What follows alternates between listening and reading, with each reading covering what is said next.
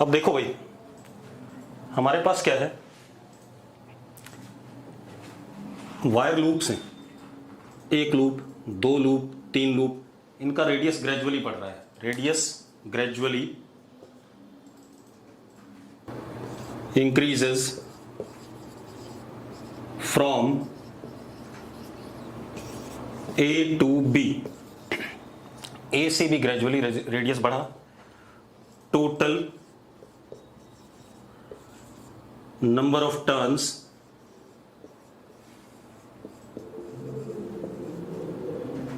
n है, ठीक है, इतनी बात। करंट आपको दिख रहा है I करंट है, मैंने एरो बना रखा है, सब में करंट क्लॉकवाइज है, हर लूप में करंट I क्लॉकवाइज। आपको क्या बताना है, मैग्नेटिक डाइपोल मोमेंट बताना है, इसका क्या बताना है, मैग्नेटिक डाइपोल मोमेंट इस सिस्टम का, ठीक है, बड़ा आसान सा है। आप एक काम करो बेटा, मेरी बात ध्यान सुनो, आप x दूरी पर इसमें dx थिकनेस का एक रिंग ले लो,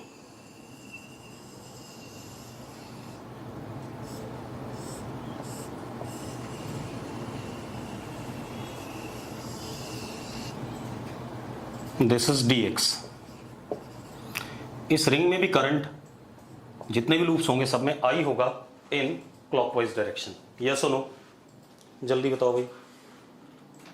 ये जो मैंने dx थिकनेस ली, इस रिंग में I करंट होगा क्लॉकवाइज डायरेक्शन में, सारे जितने भी लूप्स आएंगे, ठीक है। कितने लूप्स आएंगे वो चेक कर लेते हैं। आप ऐसे देखो, n loops for thickness b minus A, n loops कितने थिकनेस के लिए हैं, b माइनस ए के लिए, यस और नो, यस और नो, जल्दी बोलो, ठीक है। अब 1 यूनिट थिकनेस के लिए number of loops is n upon b minus A, हाँ या ना, यूनिट थिकनेस के लिए n upon b minus A. Now for dx thickness number of loops will be n dx upon b minus a। ये आ गया कि नहीं आ गया? अब ये हमारे पास क्या आ गए, number of loops in thickness dx। अब जरा देखो, मैग्नेटिक मोमेंट इस सिस्टम का dm, करंट क्लॉकवाइज है अंदर की तरफ, तो dm इज इनवर्ड्स, ये नंबर ऑफ टर्न्स आ गए बेटा, dm is equal to number of turns into I into area, area is what, pi x square। अगर इतनी बात क्लियर है तो एक बार यस लिख दो। अब मेरी बात सुनो, ये आ गया अपने पास, अब हम वैल्यू डाल देते हैं। अंदर की तरफ है मैग्नेटिक डाइपोल मोमेंट dm, और हर लूप का अंदर की तरफ होगा क्योंकि करंट क्लॉकवाइज है। अब m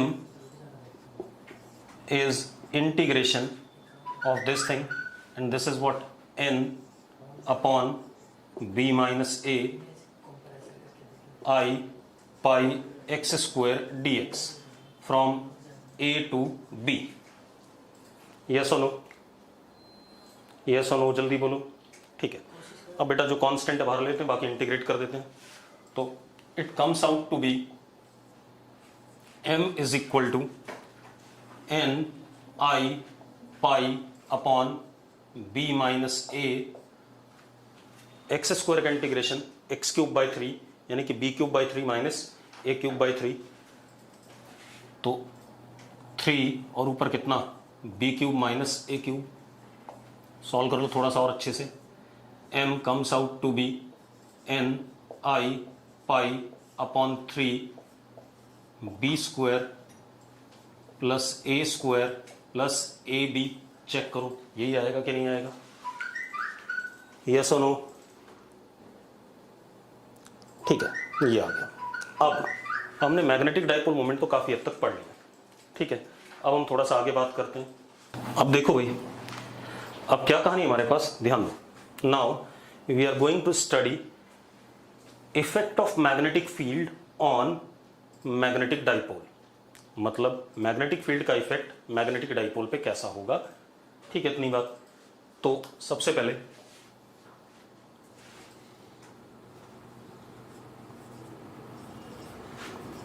magnetic dipole that is current carrying loop in magnetic field. Current carrying loop in magnetic field. ठीक है. अब current carrying loop in magnetic field, सबसे पहले case 1 in uniform magnetic field. In uniform magnetic field. ठीक है, इतनी बात बेटा. अब जरा देखो, अगर हमारे पास कोई current carrying loop uniform magnetic field में है, बी सपोज ऐसा है एंड इट इज यूनिफॉर्म, तो हमने पढ़ा ही हुआ है F magnetic force on this current carrying loop is 0.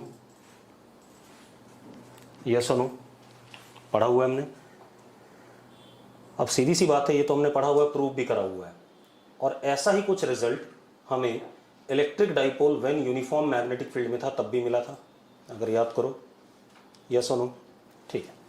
अब हम आते हैं दूसरी चीज, ये चेक करते हैं कि क्या टॉर्क लग रहा है इसके ऊपर या नहीं लग रहा है. ठीक है, इतनी बात. तो टॉर्क की बात करते हैं.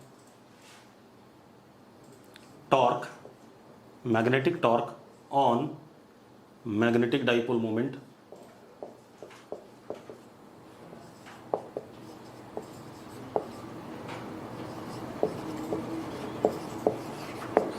In uniform magnetic field.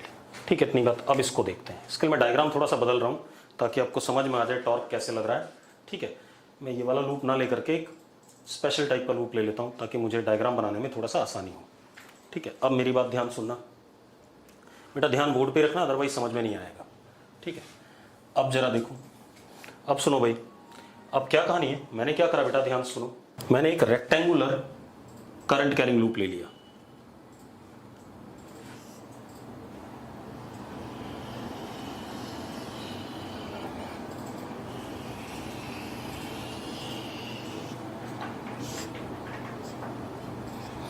This is rectangular current carrying loop. This length is B, this is L, and current is supposed this way.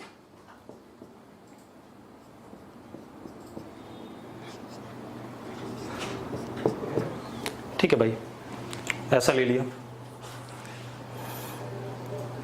अब आप एक काम करो, इसको मैंने मान लिया this is on x y plane, this is x axis, this is y axis.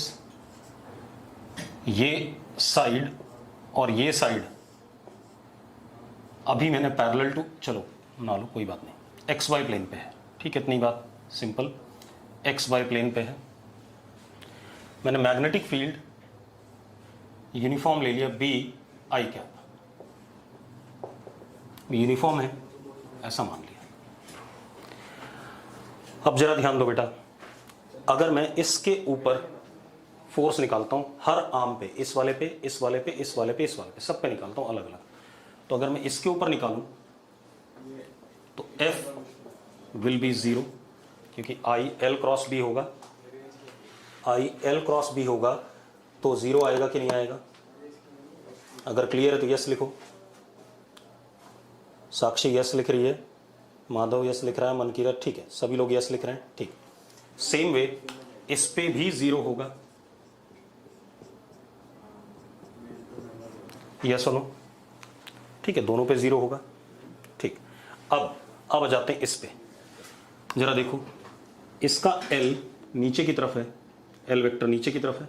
ठीक है, इतनी बात. क्रॉस B और B इधर की तरफ है, तो L वेक्टर और B वेक्टर ऐसा. L वेक्टर की तरफ अपना राइट हैंड पाम रखेंगे. ठीक है, इतनी बात. और क्रॉस B करेंगे तो फोर्स किधर आया, बाहर की तरफ, मतलब Z एक्सिस के अलोंग. आया कि नहीं आया, जल्दी बताओ मुझे।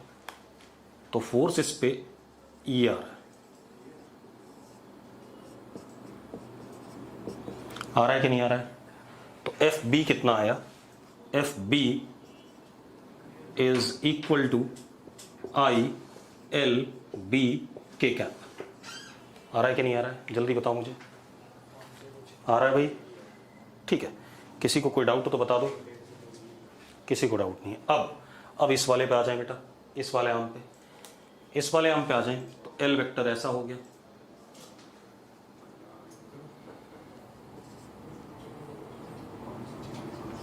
और बी वेक्टर ऐसा हो गया।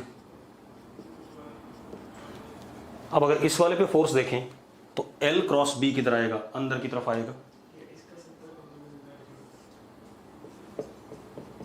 इसको एफ बी वन कह देते हैं, इसको एफ बी टू कह देते हैं। F b two comes out to be minus i l b k क्या, नेगेटिव जेड एक्सिस के अलॉन्ग आया। यस और नो, जल्दी बताओ बेटा। हार्दिक यस कह रहा है, ठीक है। अब अगर ये दोनों फोर्सेज लग रहे हैं इस पे, तो बाहर वाला फोर्स बराबर अंदर वाला फोर्स आ ही रहा है, मतलब नेट फोर्स तो जीरो हो गया, कोई दिक्कत नहीं, वो तो हमने पहले भी पढ़ रखा था। लेकिन अब एक मजेदार बात देखो, these two forces are equal in magnitude but opposite in direction, therefore they form couple about this axis.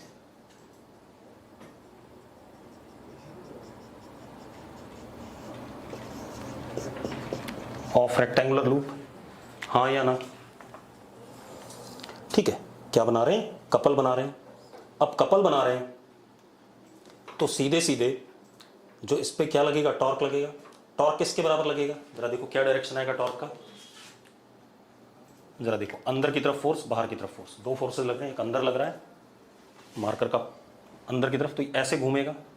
Yes और नो, मतलब टॉर्क इज बीइंग फॉर्म्ड। तो हम क्या कह सकते हैं, since couple of magnetic forces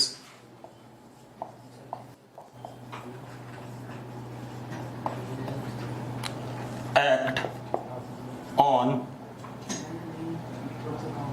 loop, it means torque is existing। हाँ या ना, कह सकते हैं या नहीं कह सकते हैं, ठीक है। अब एक बच्चे ने लिखा नीचे वाली आर्म में कौन था वो, बेटा जरा दोबारा से बताना कौन है। आर्यन, नीचे वाली आर्म पे फोर्स क्यों होगा भाई, ये बी वेक्टर इधर है और मैग्नेटिक फील्ड इधर है, तो एंटी पैरेलल है, 180 डिग्री एंगल है, तो फोर्स तो क्या हो जाएगा, zero. I l cross b, angle उनके बीच में क्या, 180 डिग्री, तो इसीलिए इन्हीं दोनों पे फोर्स लगेगा। अब मेरी बात सुनो, जो ये फोर्स आया ये कपल बना रहा है, ठीक है, इतनी बात। अब आप एक चीज देखो, जो टॉर्क आएगा tau magnetic, that would be simply what, magnitude of any one of the forces into what, separation between them, perpendicular distance between them. तो क्या हो जाएगा, क्या आएगा हमारे पास, या कर देते हैं प्रॉपरली, आप ऐसा देख लो, मैं प्रॉपरली करके दिखा देता हूं। फोर्स अंदर की तरफ है,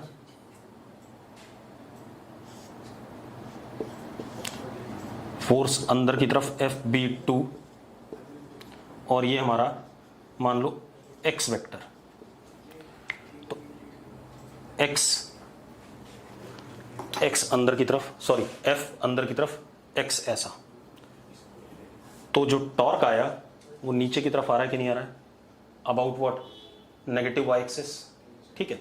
और इसको भी देखेंगे, एक्स इधर हो गया, इधर वाले में देखते हैं, इसको वाई मान लेते हैं, वाई वेक्टर, और फोर्स बाहर की तरफ है, ये वाई वेक्टर हो गया और फोर्स बाहर की तरफ है, तो इसमें भी किधर की तरफ आया, नीचे की तरफ आया। मतलब टॉर्क की जो डायरेक्शन है it is about what, Y axis, तो torque is about Y axis, tau magnetic is about negative Y axis, J cap is how much, इनके बीच का perpendicular distance into magnitude of any of the forces. तो क्या हो गया बेटा, चलो मैंने डायरेक्शन तो दे दी, टॉर्क ऐसा आ गया। अब टॉर्क का magnitude it would be I L B into B. Perpendicular distance between the forces is what, B? Yes or no? Yes or no? जल्दी बताओ बेटा. ठीक है, तो टॉर्क आ गया हमारे पास I L B is M into B. ये आ रहा है कि नहीं आ रहा है? अगर देखो भाई, I L B क्या होता है? मैग्नेटिक डाइपोल मोमेंट, और B मैग्नेटिक फील्ड. यस और नो? जल्दी चेक करो. ठीक है, अब मजेदार बात देखो, ध्यान सुनो. इस केस में M वेक्टर भी चेक करो. M वेक्टर किधर है? अंदर की तरफ. और B वेक्टर कैसा है? ऐसा है. I cap. M वेक्टर अंदर की तरफ है, मतलब M K cap. 90 degree angle है दोनों के बीच में. दोनों के बीच में 90 डिग्री एंगल है या नहीं? अब ऐसा ही कुछ रिजल्ट हमें इलेक्ट्रिक डाइपोल में भी मिला था. अगर इलेक्ट्रिक डाइपोल और इलेक्ट्रिक फील्ड 90 डिग्री एंगल पे हों तो P इंटू ई टॉर्क आता था कि नहीं आता था? याद करो, आता था. तो मैं उसी को एनालॉगस ले रहा हूँ. एक्चुअल में मैं प्रूव नहीं करना चाहता, मैंने लिख दिया. Torque magnetic will be M cross B. Uniform magnetic field में टॉर्क मैग्नेटिक क्या आएगा? M cross B. यस और नो? अब magnetic torque M cross B आ गया, कोई इशू नहीं इसमें. ठीक, तो अब हम बात कर लेते हैं. हमारे पास कुछ कहानी बची नहीं, सारी बातें हो गई. अगर यूनिफॉर्म लूप में, यूनिफॉर्म मैग्नेटिक फील्ड में एक करंट कैरिंग लूप रखा है तो उस पर मैग्नेटिक फोर्स तो ज़ीरो हो गया और मैग्नेटिक टॉर्क आ गया M क्रॉस B. ये आ गया, ये आ गया भाई. अब magnetic torque can be zero if M vector parallel और anti parallel to B vector. ये बात पता चल रही कि नहीं पता चल रही है? M वेक्टर इज पैरेलल और anti parallel to B vector. Yes और नो? ऐसे ही वहां भी हुआ था. P क्रॉस E पैरेलल और एंटी पैरेलल में टॉर्क जीरो हुआ था, बाकी सारी सिचुएशन में टॉर्क लग रहा था. ठीक है, अब इसी को थोड़ा आगे बढ़ा लेते हैं, इसी की एनर्जी वगैरह की बात कर लें सारी. अब जरा देखो एक मिनट. देन एफ बी एक तो जीरो हो गया हमेशा, and tau b is M cross B. ये कहानी है. अब मेरी बात ध्यान सुनना बेटा. If angle between M vector and B vector is 0 degree, then FB 0, FB तो हमेशा 0 है, टाउ B 0, मतलब ऑल टाइप ऑफ इक्विलिब्रियम. अब इशू ये है कि कौन सा इक्विलिब्रियम, स्टेबल इक्विलिब्रियम या अनस्टेबल इक्विलिब्रियम. ठीक है, अब जरा देखो, मान लो ये M है और इसी के ऊपर B है.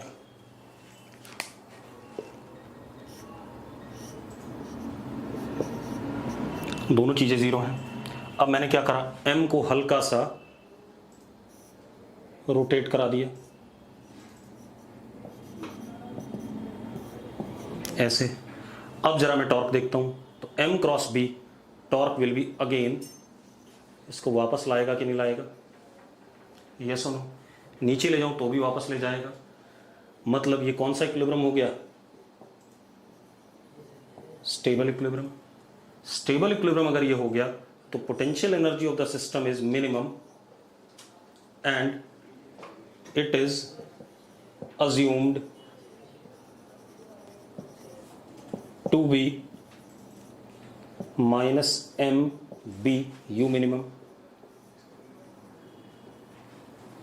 सिस्टम की पोटेंशियल एनर्जी मिनिमम होगी और उसको हमने क्या मान लिया? Minus MB. ये हमने मान लिया भाई, कोई इशू नहीं इसमें. ठीक है, इतनी बात क्लियर है? अगर क्लियर है तो यस लिखो एक बार. ऐसा ही कुछ हमने वहां भी करा था. ठीक है बेटा, अब हम आगे बात करते हैं. इसी तरीके से if angle between M vector and B vector is 180 degree, then FB0 tau B 0 यानी कि इक्विलिब्रियम। अब जरा चेक करें कौन सा इक्विलिब्रियम, देख लेते हैं बेटा। दिस इज M और पीछे की तरफ हमारे पास B। अब अगर मैं इसको हल्का सा रोटेट करता हूं बेटा M को,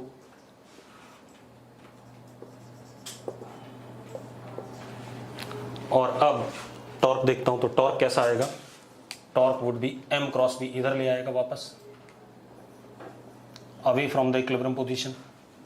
तो मतलब कौन सा इक्विलिब्रियम हो गया, अनस्टेबल। अनस्टेबल इक्विलिब्रियम हो गया कि नहीं हो गया। अब ये अनस्टेबल इक्विलिब्रियम हो गया बेटा, ठीक है, इतनी बात। तो हम क्या कह सकते हैं, U maximum and assumed U max is equal two plus MB, ऐसा मान सकते हैं कि नहीं, जल्दी बोलो भाई, यस और नो, यस और नो बेटा, ठीक है। अब जरा देखो, अब अगली कहानी ध्यान सुनो। अब हम पोटेंशियल एनर्जी निकालते हैं किसकी, मैग्नेटिक डाइपोल की, when in uniform magnetic field. तो देख लेते हैं बेटा, आपको पता है ये हमारे पास B है यूनिफॉर्म, मान लो M हमारा ऐसे था initially, this is theta initial, हम इसको यहां ले जाना चाहते हैं। चलो अगला डायग्राम बना देता हूं इसी के रिस्पेक्ट में।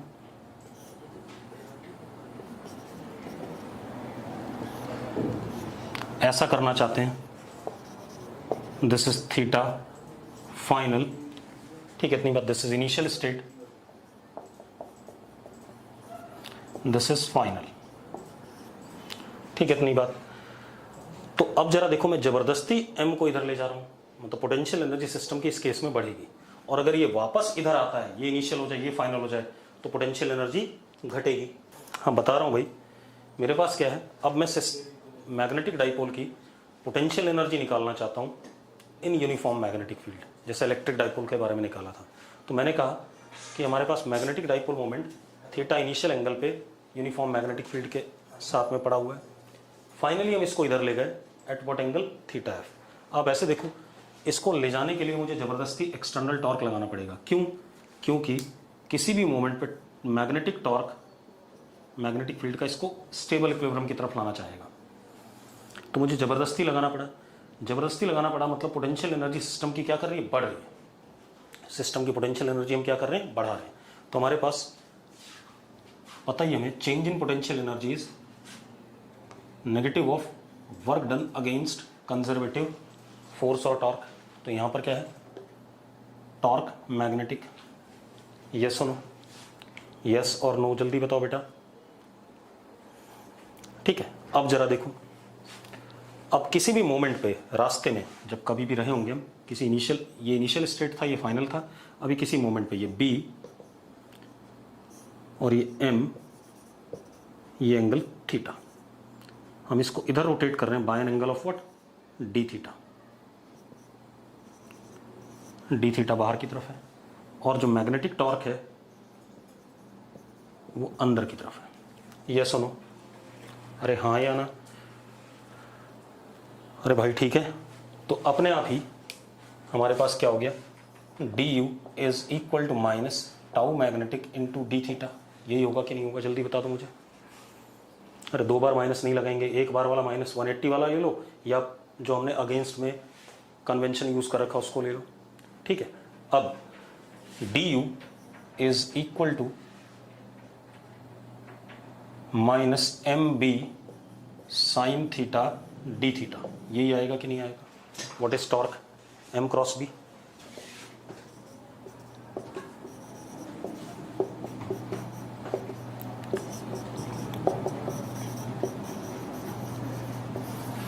ये सुनो, चलो अब इसको सॉल्व कर लेते हैं बेटा। तो u final minus u initial is, मैंने इंटीग्रेट कर दिया बेटा इसे, कितना आ गया minus m b cos theta final minus m b cos theta initial. ये आ गया भाई। जब ये आ गया बेटा तो हमें साफ साफ पता चल रहा है कि potential energy of a system at any theta u at any theta is minus mb cos theta, that is u for any theta is minus m dot b। बिल्कुल एनालॉगस चल रहा है, आपको याद होना चाहिए पुराना वाला और ये वाला सेम है। यस और नो? गौरव अरोड़ा यस लिख रहा है, आदित्य डबास यस लिख रहा है, सूर्य यस लिख रहा है, सभी ने यस लिख दिया। ठीक है, ये खत्म हो गया।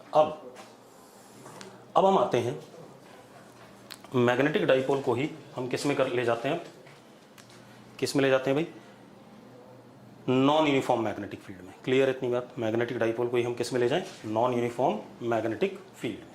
ठीक है, अगली कहानी क्या हमारे पास, मैग्नेटिक डाइपोल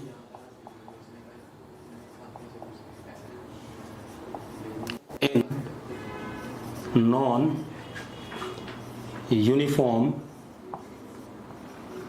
मैग्नेटिक फील्ड।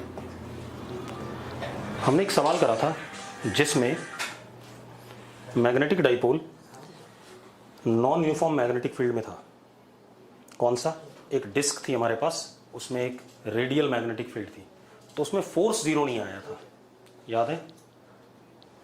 ठीक है, तो हम ये कह सकते हैं कि f b magnetic force on dipole में और मे नॉट बी जीरो। एक चीज तो ये हो गई, पहला ये मैग्नेटिक फोर्स मे और मे नॉट बी जीरो, पहली कहानी तो ये। दूसरा, टॉर्क मे और मे नॉट बी जीरो। ठीक है, इतनी बात ये भी आ गया, क्योंकि यूनिफॉर्म में भी टॉर्क जीरो आया था under some condition, that was theta 0 and theta 180। तो इसी तरीके से इसमें भी टॉर्क किसी सिचुएशन के लिए जीरो आ सकता है।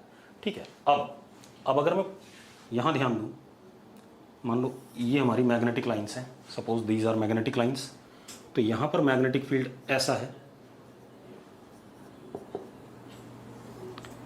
ये हमारे पास m है magnetic dipole at an angle theta.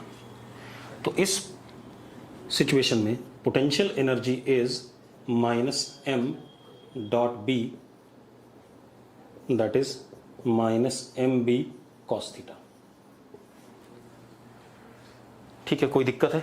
इस मोमेंट पे बी ये वाला एक्ट कर रहा है एम के ऊपर, तो इतना ही लगेगा, पोटेंशियल एनर्जी इतनी आएगी सिस्टम की। यस और नो? जल्दी बोलो बेटा। ठीक है, अब मजेदार बात देखो, अब अगर मुझे मैग्नेटिक फोर्स जानना है, ठीक है इतनी बात, तो magnetic force is minus d u by D are, minus d u by D R. यही होता है कि नहीं होता है? ठीक है, अब जरा देखो, F B is equal to minus ये वाला और ये वाला प्लस हो गया, M dot D B by D R. Yes और no? M dot D B by D R, यही आएगा कि नहीं आएगा बेटा, जल्दी बताओ।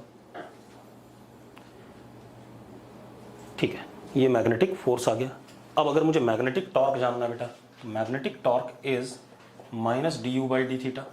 बिल्कुल सेम चीज़ हमने करी भी है, minus d u by d theta. ठीक है, अब जरा देखो, torque magnetic is m dot D B by d theta. करा कि नहीं करा हमने, जल्दी बताओ। तिशा यस लिख रही है, गौरव यस लिख रहा है। ठीक है, ये कहानी हो गई हमारे पास इसके बारे में। ठीक है, अब पहले मैं एक चीज बता दूं,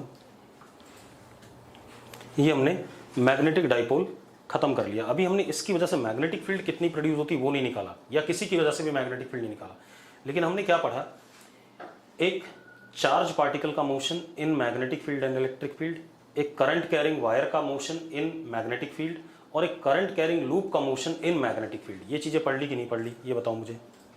और मैग्नेटिक डाइपोल पढ़ लिया, इतना हमने पढ़ लिया। ठीक है, चलो अब क्या कहानी है। मास स्पेक्ट्रोग्राफ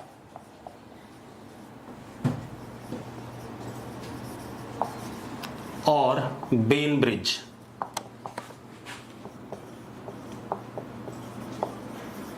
मास स्पेक्ट्रोग्राफ और बेन ब्रिज, ये क्या चीज है बेटा? It is experimental setup to find out isotopes of any element. ये क्या चीज है? ये एक एक्सपेरिमेंटल सेटअप है जिससे हम क्या कर सकते हैं, कितने आइसोटोप हैं एलिमेंट के वो बता सकते हैं।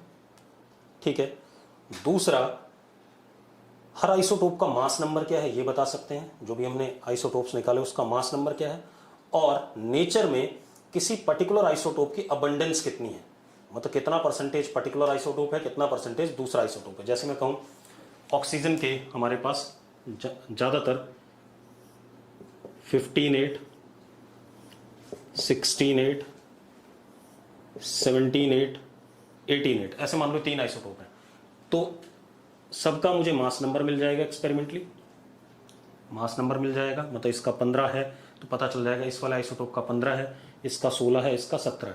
Mass number, not atomic mass. मैं क्या वर्ड यूज कर रहा हूं? मास नंबर यूज कर रहा हूं। अरे मेरी बात समझ में आई? हालांकि एटॉमिक मास भी बता सकते हो लेकिन प्रिसाइजली नहीं बता पाओगे। ठीक है, इतनी बात। अब एक चीज तो ये, दूसरा मुझे ये भी पता चल जाए कितने आइसोटोप्स हैं, 3 हैं, 4 हैं, 5 हैं। ठीक है, तीसरा मुझे इसकी परसेंटेज 20% है नेचर में, इसकी 40% है, इसकी 40% है। मुझे ये भी पता चल जाए कितना, क्या कहते हैं, नेचर में अबंडेंस है इन आइसोटोप्स की। ठीक है, तो लिखो जरा, आप लोग लिखो, मैं जो बोल रहा हूं उसको लिख लो एक बार। लिखो, it is experimental setup used to determine, it is experimental setup used to determine mass number of an isotope, mass number of an isotope as well as their relative abundance, as well as their relative abundance in nature। ठीक है, इतनी बात। अब जरा देखो बेटा, हम करते क्या है, ये हमारे पास एक प्लेन है,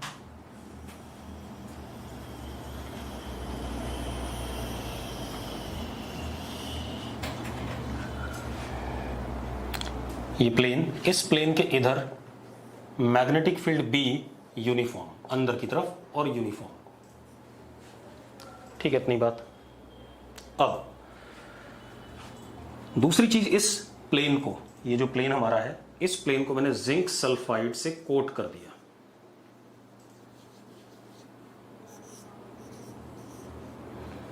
यानी कि फोटोग्राफिक मटेरियल से।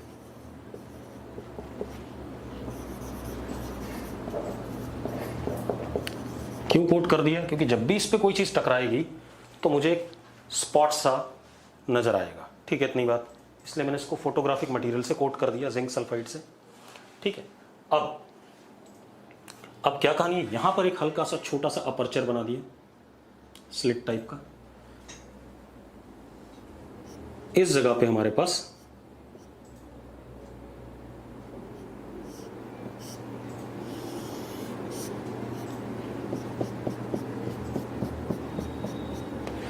इस बॉक्स के अंदर हमारे पास मटेरियल है। ठीक है, जो भी एलिमेंट है। ठीक है, इतनी बात।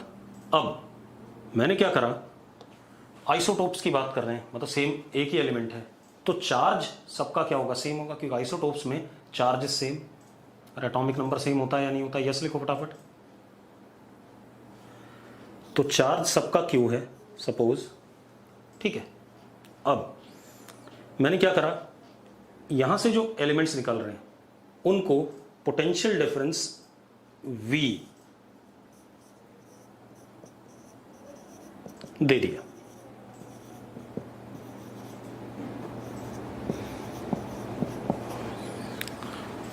ठीक है, या V पोटेंशियल डिफरेंस नहीं दिया, एक काम और कर सकते हैं, दूसरा तरीका भी है, मैंने सबको वेलोसिटी V दे दी जितने भी निकलेंगे,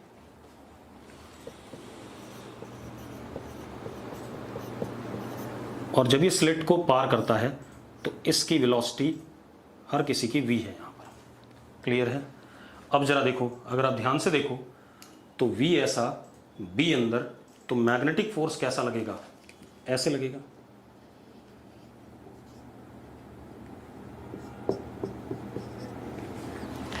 और इस मैग्नेटिक फोर्स की वजह से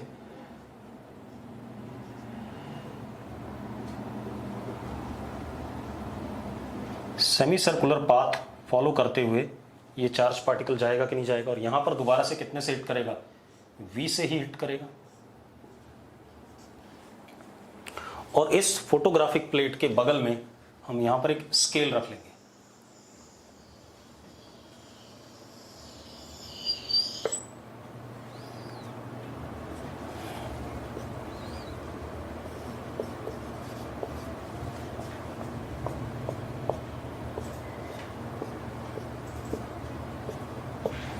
ये स्केल रख लिया हमने। अब मजेदार बात देखो, अगर मैं रेडियस जानना चाहूं या डायमीटर जानना चाहूं इसका, क्योंकि ये डायमीटर ही होगा, ये सेमी सर्कल है तो डायमीटर है, यानी यस लिखो फटाफट। अगर बेटा क्लियर तो यस लिखो, हार्दिक यस लिख रहा है, बाकी कोई सभी यस लिख रहे हैं। तो this diameter D is equal to mass of isotope into V upon QB। Yes और नो, यस और नो। अब जरा देखो, अगर ये पहला आइसोटोप है तो इसका diameter D1 is M1V upon QB। अगर दूसरा आइसोटोप की बात करें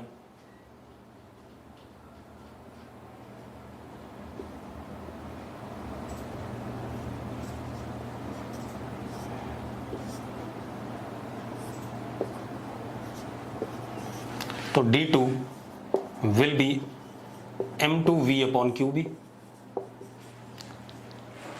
आप एक बात बताओ, आपको D पता है, V पता है, Q पता है, B पता है, आपको M1 M2 पता चल रहे हैं कि नहीं पता चल रहे हैं बेटा, पता चलेंगे कि नहीं, ठीक है। तो आपको मास पता चल गया कि नहीं पता चल गया, आइसोटोप का पता चल गया, ठीक है। एटॉमिक मास आपको पता चल गया, ठीक है, या मास नंबर आपको पता चल जाएगा। अब खेल क्या है, ये कहानी आ गई। दूसरा, अगर मुझे यहां पर N1 स्पॉट्स मिले, यहां पे N2 स्पॉट्स मिले, काउंटर लगा देंगे यहां,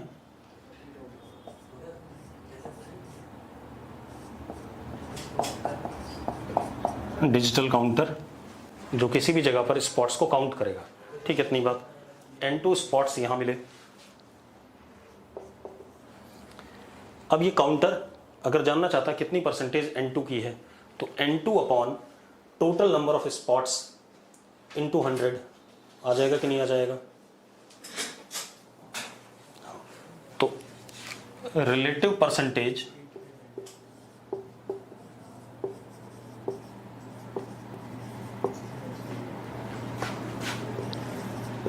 of particular isotope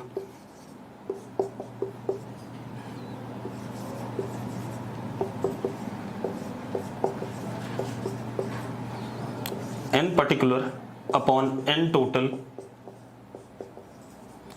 relative into 100, ये आ जाए कि नहीं आ जाएगा, यस और नो, जल्दी बताओ, ठीक है। दूसरी चीज बेटा,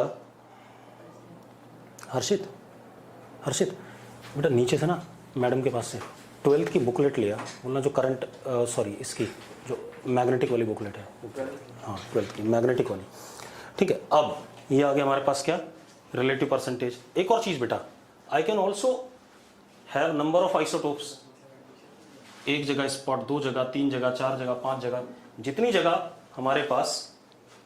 अच्छा ले भाई, एक मुझसे गलती हो गई थी, अब ठीक है, अब ठीक है बेटा, बेटा अब ठीक है, उससे क्या फर्क पड़ेगा, कोई फर्क नहीं पड़ेगा। ठीक, अब सुनो, अब क्या कहानी है, जितनी जगह ये क्या कहते हैं स्पॉट बनाएगा, जितनी जगह स्पॉट बनाएगा उतनी जगह ही आपके पास क्या कहते हैं, उतने ही नंबर ऑफ क्या होंगे, आइसोटोप्स होंगे। यस और नो, जल्दी लिखो। ठीक है, तो वी कैन ऑल्सो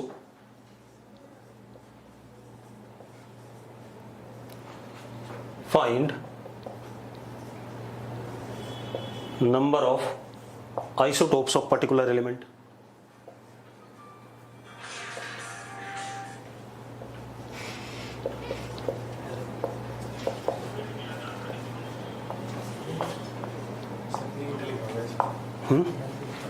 कोई बात नहीं, ठीक है बेटा।